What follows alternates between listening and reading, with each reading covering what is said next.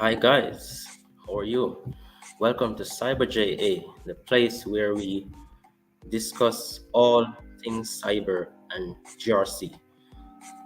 Okay, with that said, in today's presentation, I will be diving into ISO 27001. So in this presentation, I will outline the key elements required to make your ISO 27001 audit very successful. Okay, so let us get into the information that I have for you at this time. All right. Now,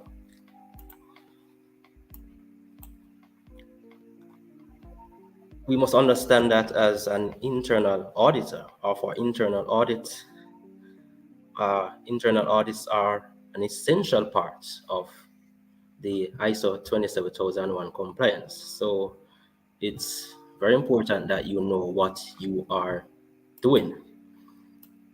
And one of the things is that, unfortunately, if this is not established from the get-go, then your audit will not be as successful as it ought to be. So what I will be doing for you is outlining 5 essential principles or steps or elements that you need to be aware of, that you need to ensure goes well in order for your ISO 27001 audit to be very successful, especially if you're new to the auditing process of ISO 27001.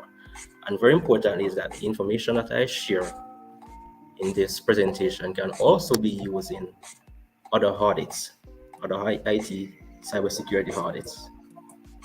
Now, let's look at those elements that are required to make your audit a success. Now, the first thing that you need to bear in mind is the scoping and pre-audit survey. Now, in this section, you must conduct a risk assessment to determine the focus of the audit and to identify which areas are out of scope.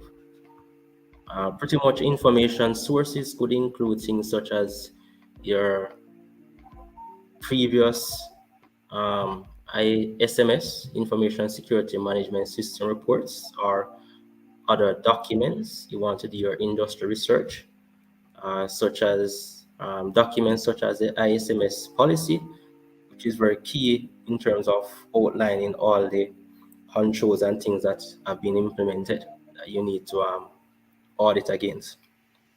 Right, you have to make sure that the audit scope is relevant in relation to the organization. It should normally match the scope of the ISMS being certified. For example, in the case of large organizations, auditors may need to review how the ISMS is implemented in each business unit or location, depending on the size of the company. Now, in cases where it is not possible to review every location, depending on the time, on the scope, and the elements affecting the audit, you should at least take a representative sample as evidence of what you're working with. Now, during the pre-audit survey, you as an auditor should also identify and contact the main stakeholders in the ISMS to request any documentation that will be reviewed during the audit. Secondly,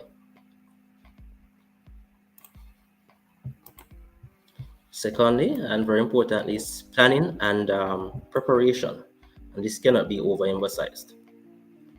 So after you decide or come to a conclusion or agreement, in regards to the ISMS audit scope, you as an auditor must now break it down into greater detail to better understand what is it that you're doing. Now, this involves things such as generating an audit plan, an ICMS audit work plan, right? And this is where your project management skill comes into being. And in this, you look at timing and resources, or resourcing of the audit is agreed with management. Right? Conventional project planning charts. You want to use things such as your Gantt and Gantt chart, which may prove very helpful in the way you outline the plan for your project in order to prevent any form of scope creep that can prevent you from meeting the necessary objectives. Therefore, audit plans need to identify and put boundaries around the remaining phases of the audit. And often you want to include things such as checkpoints that detail specific opportunities for you as an auditor to provide informal interim updates to the managers that you're reporting to in the audit process. And some of these updates will allow you, the auditors, to raise concerns regarding access to information or people, and for management to raise concerns regarding the audit process. You as an auditor must also specify the timing of important audit work so that you can prioritize aspects that you believe pose the greatest risk should the ISMS be found inadequate.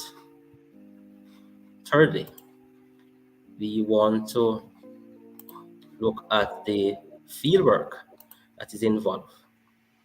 So once the ISMS audit work plan has been generated, then you as the auditor must gather the necessary evidence by, for example, reviewing staff. You want to, not review staff, but rather interview staff, persons such as managers and other stakeholders, and pretty much all persons or stakeholders associated with the ISMS that you're trying to evolve. Now, these persons should also review the ISMS documents, printouts, data, and observe the ISMS process in action as you, the auditor, is actually doing this work. Now, the audit tests will need to be performed to validate evidence as it is gathered, as well as the audit work papers documenting the test performed. The initial stage of fieldwork typically involves the auditor, for example, you, the auditor, reviewing documentation relating to and arising from the ISMS. Now, your findings may indicate the need for a specific audit test to determine how closely the ISMS follows the documentation in relation to the ISO 27001. Now, the fourth thing that you need to be aware of to make your ISO 27001 audit successful is your analysis. Very important. So the audit evidence should be one sorted, properly filed, and reviewed in relation to the risk and control objectives. Occasionally, analysis may identify gaps.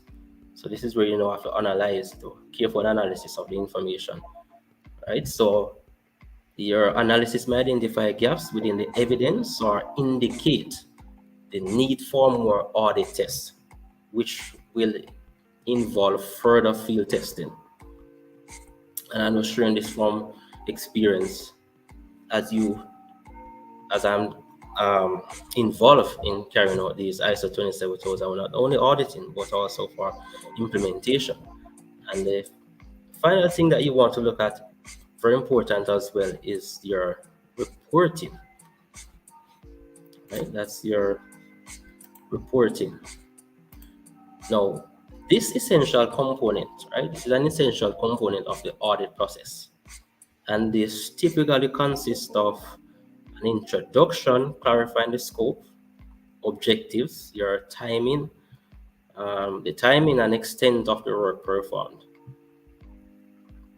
This also includes an executive summary indicating the key findings, a brief analysis, and a conclusion, the intended report recipients, and where appropriate, guidelines and classification and circulation, detailed findings and analysis, conclusions and recommendations, and a statement from the auditor now detailing recommendations or scope limitations. Now the draft audit report should be presented to and discussed with management, and that should be followed by further review and revision, which is necessary or may be necessary in cases whereby the final report generally involves management committing to an action plan. So there we have it. There are our 5 elements that we need to take into consideration, we need to pay attention to ensure that our audit, our ISO 27001 audit, is as successful as best as possible.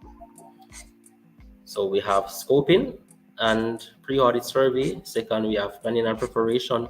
We have our field work. You have to carry out your analysis and your reporting. So the quality of work that is put in is dependent on your knowledge of each component. Your deep understanding of the ISO 27001 process and all that is involved will help to guarantee the success of this project, and most important, the support of management in ensuring that you get the necessary support from all stakeholders.